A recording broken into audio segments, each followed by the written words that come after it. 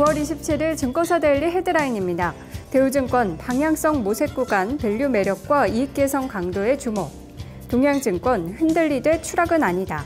부국증권 추가 모멘텀 부재로 수급 불안정. 대신증권 3분기 어닝쇼크 피하기.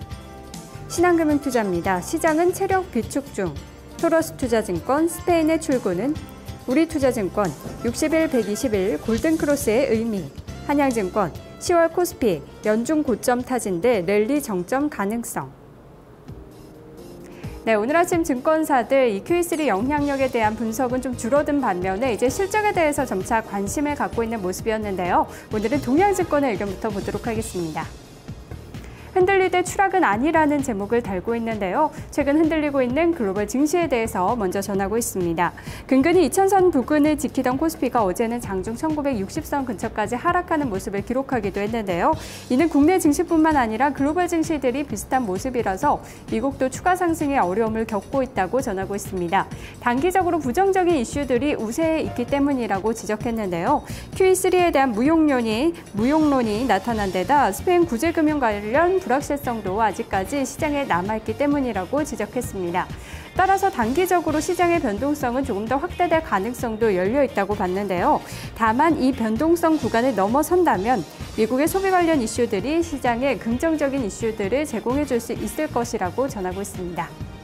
다음으로 대신증권 의견 보도록 하겠습니다. 네, 대신증권에서는 3분기 어닝쇼크 피하기라는 제목을 달고 있는데요. 이제 실적 시즌이 다가오면서 이에 대한 준비가 필요하다는 이야기하고 있습니다. 하지만 전망이 좋지가 않은데요. 3분기 27.4%의 어닝쇼크가 예상되고 있습니다. 올 2분기 순이익은 2007년에서 2009년 순이익 수준인데요. 현재의 상황이 이 수준과 유사한다고 가정을 하면 3분기 순이익도 이 시기의 수준으로 나올 것으로 봤을 때 약 21조 6천억 원이 예상이 되고 있고, 이는 예상치 대비 27.4%가 낮아진 수준이라고 전했습니다. 또 2분기 패턴을 잇는다면 3분기도 쇼크가 예상된다라고 설명했는데요. 순이익 추정치가 빠르게 하향되고 있어서 쇼크가 예상된다며 특히 통신 서비스, 화학 등도 쇼크가 예상되는 업종이라고 설명했습니다. 쇼크 예상 업종 이밖에 전기전자와 증권, 유틸리티, 건설업종 등이 있었는데요.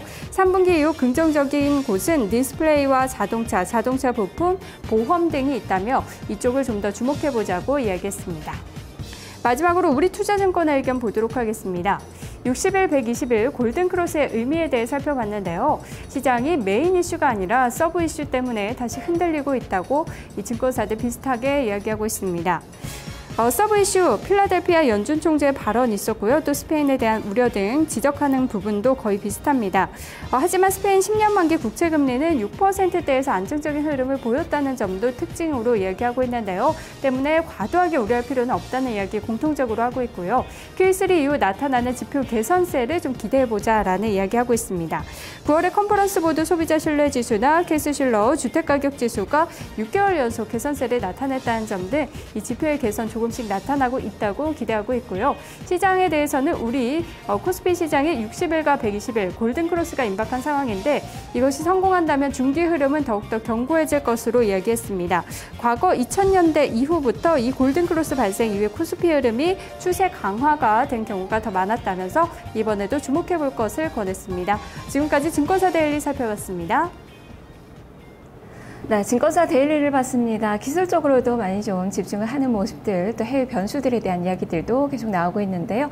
허준식 해설위원과 함께 살펴보겠습니다. 허 의원님 안녕하세요. 네, 안녕하십니까. 네, 오늘 리포트 어떻게 보셨습니까? 네, 일단 10월 월간 전망 쪽 퀀트 애널리스트들 견해 좀 잠깐 소개를 해드릴게요. 공통점이 좀 없기 때문인데요.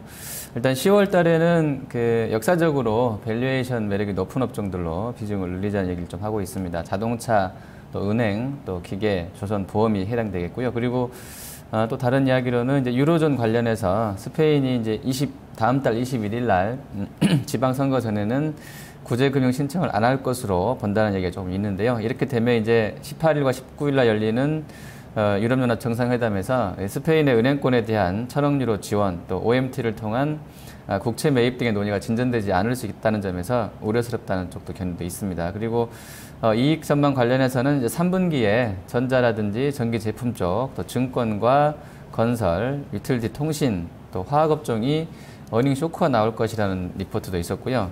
긍정적으로 볼 쪽은 역시 자동차가 좀 겹치는데요. 자동차랑 자동차 부품, 또 보험과 디스플레이는 좀 주목하자는 이야기도 있었습니다. 네, 이제 어닝 시즌이 다가오면서 실적에 대한 이야기들이 주를 이루는 것 같네요. 네. 자, 그러면 베스트 리포트를 어떤 리포트를 좀 보셨나요? 네, 현대증권 리포트인데요.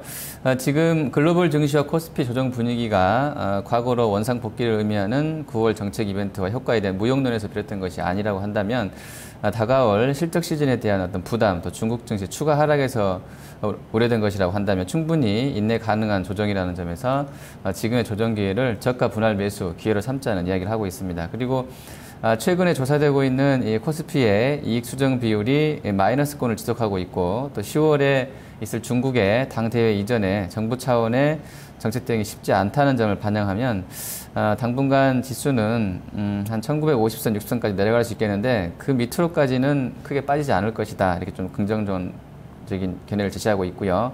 그래서 만약 지수가 조정 가능성이 나올 수 있다는 점도 열어두되 밀리면 사자는 전략 얘기하고 있고요. 또 중장기로 봤을 때는 코스피가 60일, 120일 물론 이제 진성은 아닙니다만 골든 크로스가 발생할 가능성이 높다는 점에서는 좀 긍정적이다 이렇게 이야기하고 있습니다. 예, 중기적으로 봤을 때는 상승 흐름이 전개될 것이라는 데는 이견이 좀 없는 것 같아요. 말씀 잘 들었습니다. 네, 감사합니다. 자, 이렇게 여의도 리포트까지 살펴봤습니다. 오늘은 조정권의 출발을 앞두고 있는 구간인데요. 어떻게 전략 세워봐야 될지 좀 더 구체적으로 잠시 2부를 통해서 알아보겠습니다.